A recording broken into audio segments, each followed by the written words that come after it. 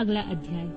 पार्वती की तपस्या, एक व्याघ्र पर उनकी कृपा, ब्रह्मा जी के उनके पास आना, देवी के साथ उनका वार्तालाप, देवी के द्वारा काली त्वचा का त्याग और उससे कृष्ण वर्णा कुमारी कन्या के रूप में उत्पन्न हुए कौशिकी के द्वारा शुम्भ निशुम्भ का वध।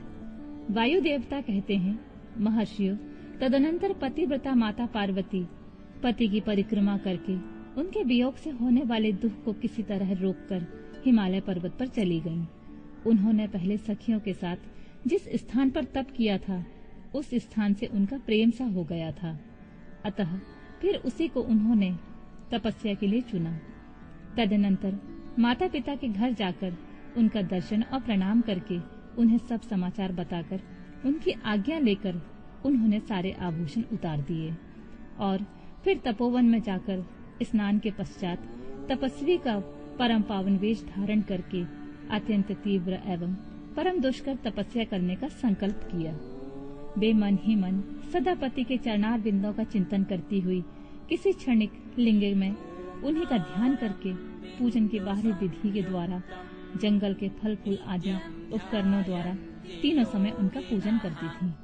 भगवान शंकर ही ब्रह्मा का रूप धारण करके मेरी तपस्या का फल मुझे देंगे, ऐसा मन में विश्वास रखकर वे प्रतिदिन तपस्या में लगी रहती थीं। इस तरह तपस्या करते करते जब बहुत समय बीत गया, तब एक दिन उनके पास कोई बहुत बड़ा व्याघ्र देखा गया। वह दुष्ट भाव से वहां आया था। पार्वती के निकट आते ही उस दुरात्मा का शरीर जड़वत हो गया। वह उनके समीप चित्र लिखित सा दिखाई देने लगा।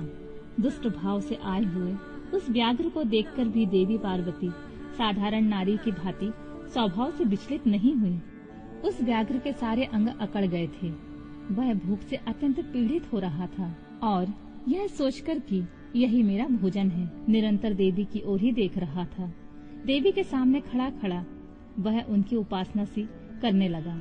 इधर देवी के हृदय में सदा यही भाव आता था कि यह व्याघ्र मेरा ही उपासक है, दुष्ट वन पशुओं से मेरी रक्षा करने वाला है। यह सोचकर वे उस पर कृपा करने लगी।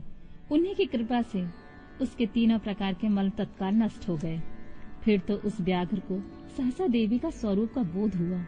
उसकी भूख मिट गई और उसके अंगों की जड़ता भी दूर हो गई।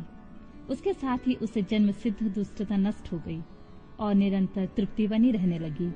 उस समय उत्कृष्ट रूप से अपनी कृतार्थता का अनुभव करता हुआ वह तत्काल भक्त हो गया और उन परमेश्वरी की सेवा करने लगा। अब वह अन्य दुष्ट जंतुओं को खदेड़ता हुआ तपोवन में विचरने लगा। इधर देवी की तपस्या बढ़ी और तीव्र से तीव्रतर होती गई। देवता शुंभ आदि दैत्यों के दुराग्रह से दुखी हो ब्रह्मा जी की शरण में गए। उन्होंने शत्रु पीड़ा जनित अपने दुख को उनसे निवेदन किया। शुंभ और निशुंभ वरदान पाने के घमंड से देवताओं को जैसे जैसे दुख देते थे, वह सब सुनकर ब्रह्मा जी को उन पर बड़ी दया आई।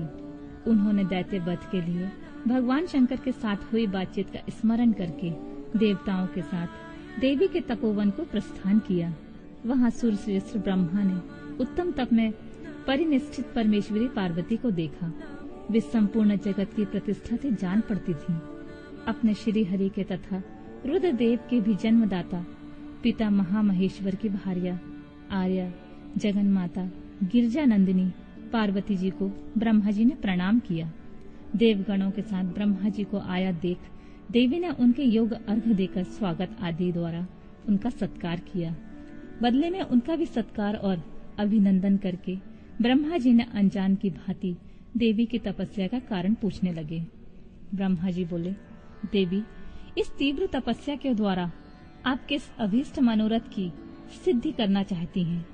तपस्या के संपूर्ण फलों की सिद्धि तो आपके ही अधीन है, जो समस्त लोकों के स्वामी हैं।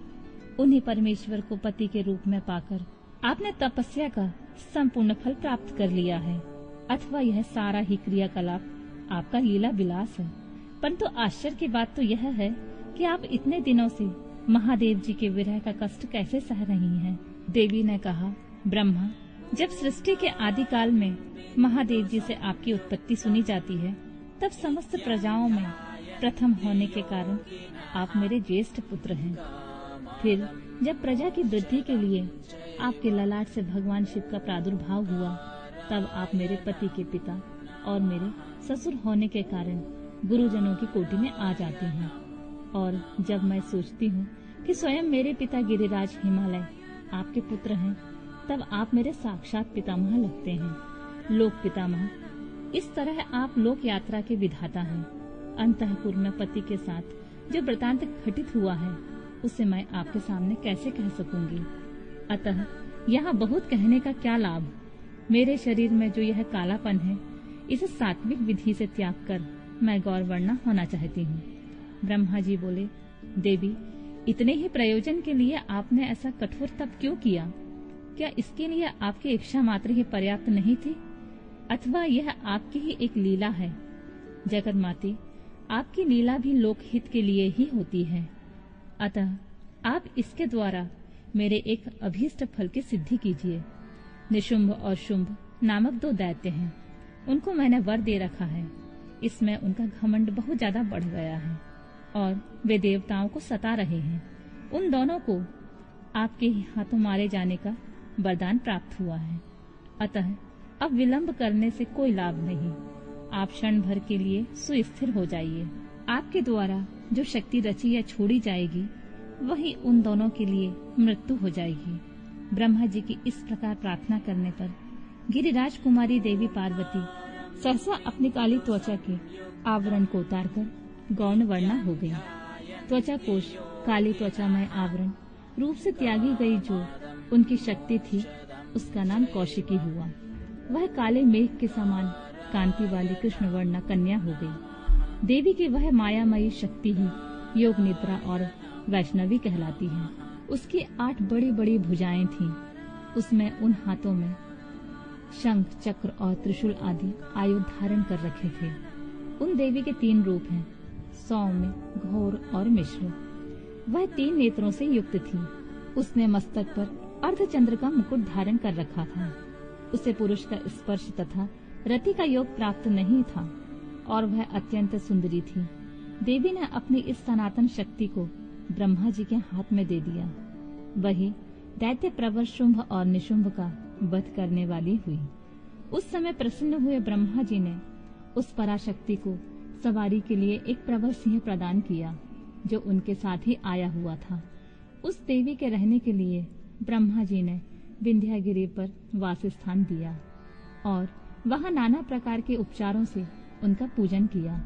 विश्वकर्मा ब्रह्मा जी के द्वारा सम्मानित हुई वह शक्ति अपनी माता गौरी को और ब्रह्मा जी को क्रमशः प्रणाम करके अपने ही अंगों से उत्पन्न और अपने ही समान शक्तिशालिनी बहुसंख्यक शक्तियों को साथ ले दैत्यराज शुंभ निशुंभ को मारने के लिए उद्यत होकर विंध्य पर्वत को चली गई। उसने सम्रांगण में उन दोनों दैत्यराजों को मार गिराया। उस युद्ध का अन्यत्र वर्णन हो चुका है, इसलिए उसकी विस्तृत कथा यहाँ नहीं कही गई है। दूसरे स्थलों में उसकी ऊहा कहकर लेनी चाहिए। अब मैं प्रस्तुत प्रसंग का वर्णन करता हूँ।